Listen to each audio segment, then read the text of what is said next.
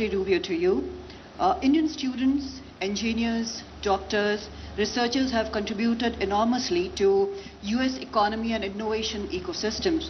But the recent changes in J1 visa, F1, H1B visa are being seen in India as hurting the core pillar of people-to-people relationship. What does your administration have to say about this in regard to Indians and the message to Indians in this regard? First of all, I take and accept what you've just said about the contribution that Indians have made to the U.S. economy. Over $20 billion have been invested in the U.S. economy by Indian companies. We want that number to continue to increase.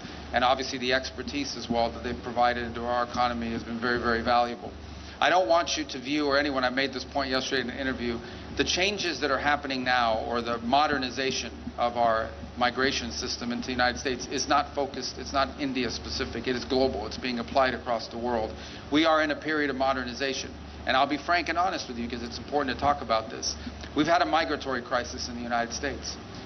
This is not because of India, but broadly, we had over 20 million people illegally enter the United States over the last few years, and we've had to address that challenge. In addition to that challenge, and I think this is true for India, this is true for every country in the world, okay? Everything that you do as a country needs to be in your national interest, and that includes your immigration policy. The United States, I believe, is the most welcoming country in the world on immigration. You know, every single year, 1 million people, roughly, become permanent residents of the United States and contribute greatly.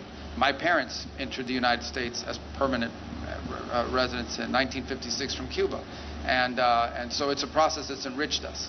But it has to be a process that's adjusted in every era to the realities of the modern times in which you live.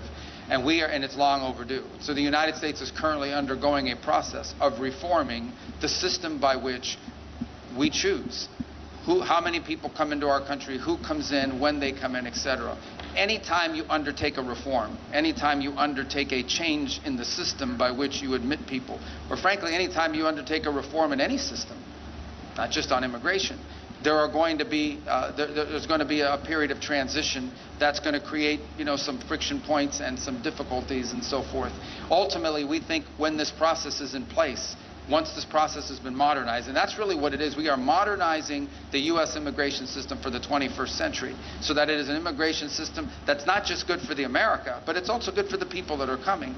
Once we are complete and once we've done the work of modernizing that system, I think we're going to come up with a system, we're going to wind up with a system that's more efficient and even better than the previous system, and in some ways may prove to be even more beneficial than the previous system was to people from India that seek to enter the United States to work and innovate.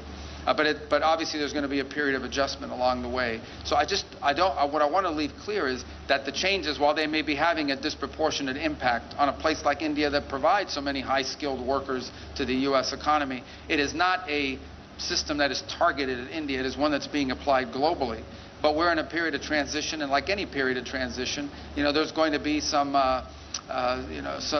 bumps on that road, but we think ultimately our destination is going to be a better system, a more efficient system, one that works better than the one that we had in place previously, and more sustainable, by the way.